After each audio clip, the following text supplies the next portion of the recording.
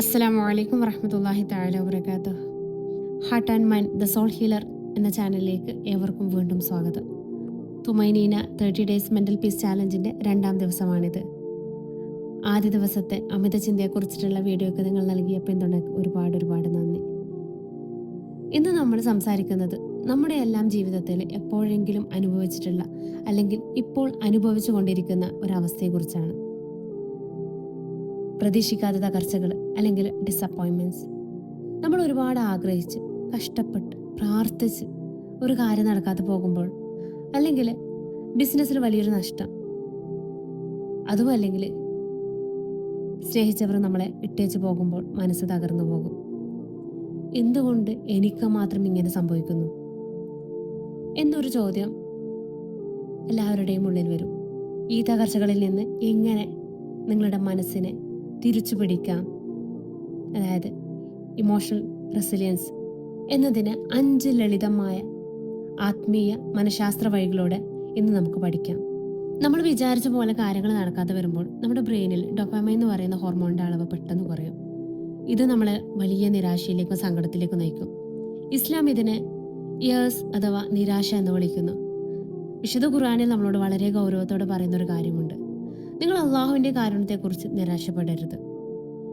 സൂറത്ത് ഖമറിൽ പറയുന്നുണ്ട്: ഖുൽ യാ ഇബാദിയല്ലദീന അസ്റഫു അലാ അൻഫുസിഹിം ലാ തഖ്നതു മിർ റഹ്മത്തില്ലാഹ് ഇന്നല്ലാഹ യഗ്ഫിറുദ്ദുനൂബ ജമീഅ ഇന്നഹു ഹുവൽ ഗഫൂറുർ റഹീം. അതായത്, സ്വന്തം ആത്മാക്കളോട് അതിക്രമം ചെയ്ത എൻ്റെ ദാസന്മാരെ, അള്ളാഹുവിൻ്റെ കരുണയിൽ നിങ്ങൾ നിരാശപ്പെടരുത്.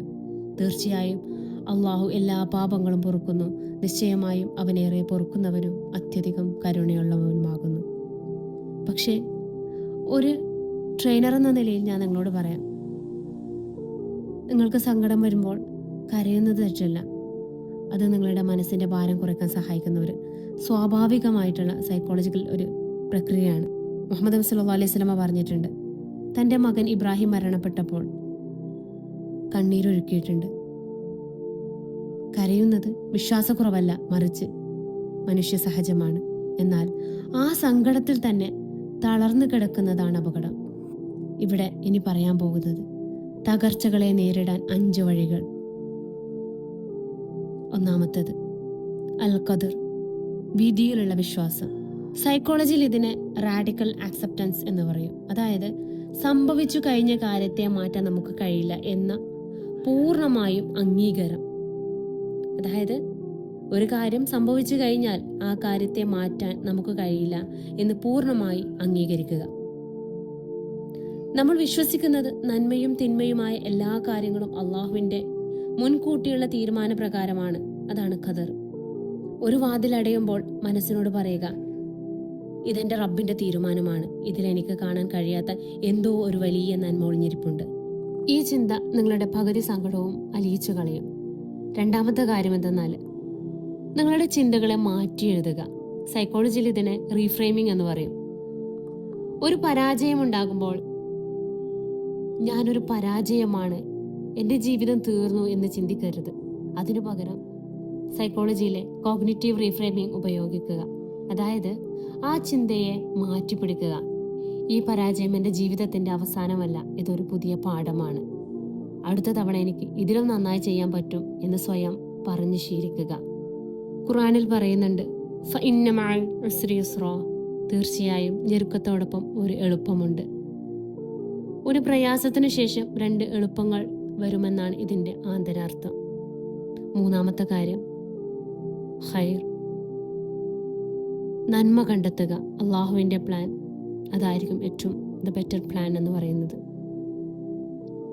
നമ്മളൊരു കാര്യം ഒരുപാട് ആഗ്രഹിക്കുന്നുണ്ടാവും, പക്ഷേ അള്ളാഹു അത് തന്നിട്ടുണ്ടാകില്ല. കാരണം ഖുർആൻ കൃത്യമായി പറയുന്നു, നിങ്ങളൊരു കാര്യം വെറുക്കുന്നുണ്ടാകാം, എന്നാൽ അത് നിങ്ങൾക്ക് നന്മയായിരിക്കും. നിങ്ങളൊരു കാര്യം ഇഷ്ടപ്പെടുന്നുണ്ടാകാം, എന്നാൽ അത് നിങ്ങൾക്ക് തിന്മയായിരിക്കും. പടച്ച റബ്ബ് എല്ലാം അറിയുന്നവനാണ്. നിങ്ങളതൊന്നും അറിയുന്നില്ല.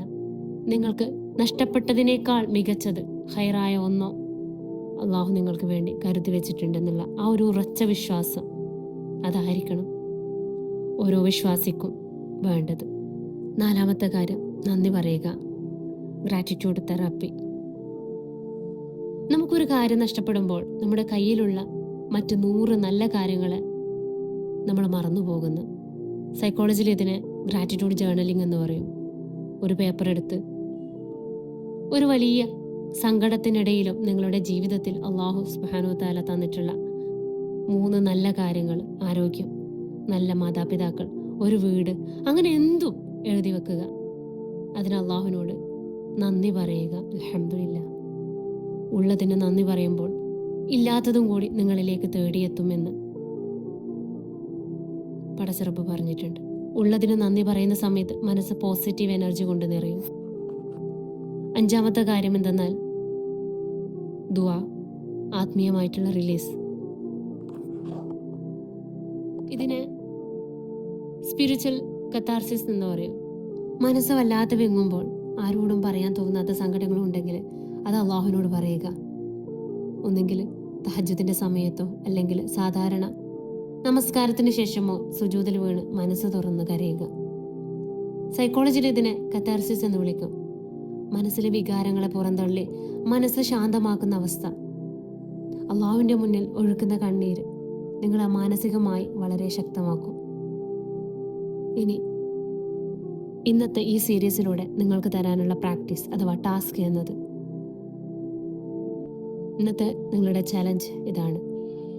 നിങ്ങളുടെ ജീവിതത്തിൽ അടുത്തിടെ ഉണ്ടായ ഏറ്റവും വലിയ തകർച്ച അല്ലെങ്കിൽ നഷ്ടം മനസ്സിൽ വിചാരിക്കുക. അത് ഒരു ഡയറി എടുത്ത് എഴുതുക. അല്ലാഹുവേ, ഈ നഷ്ടം നിന്റെ വിധിയിലാണ്. ഞാനിതിനെ പൂർണ്ണമായും പൊരുത്തപ്പെടുന്നു, ആക്സെപ്റ്റ് ചെയ്യുന്നു. ഇതിന് പകരമായി ഇതിനേക്കാൾ വലിയൊരു നന്മ എനിക്ക് നീ തരണമേ. 2ാമത്, ഇത് എഴുതുന്ന സമയത്ത് നിങ്ങളുടെ മനസ്സിൽ വരുന്ന ആശ്വാസം നിങ്ങൾ അനുഭവിച്ചറിയുക. Heart and mind the soul healer എന്ന ഈ യാത്രയിൽ നമ്മൾ ഓരോ ദിവസവും കൂടുതൽ കരുത്തുള്ളവരാകുന്നു. നാളെ തുമൈനീന സീരീസിൻ്റെ 3ാം ദിവസത്തിൽ മറ്റൊരു പ്രധാനപ്പെട്ട വിഷയവുമായി നമുക്ക് വീണ്ടും കാണാം. ഈ വീഡിയോ നിങ്ങളുടെ സുഹൃത്തുക്കൾക്കും പ്രിയപ്പെട്ടവർക്കും പരമാവധി ഷെയർ ചെയ്യുക. ഇതിൻ്റെ ടാസ്ക് പ്രാക്ടീസ് നമ്മുടെ വാട്സപ്പ് ഗ്രൂപ്പിൽ അപ്ഡേറ്റ് ചെയ്യുക. ഇൻഷാ അല്ലാഹ് വീണ്ടും കാണാം.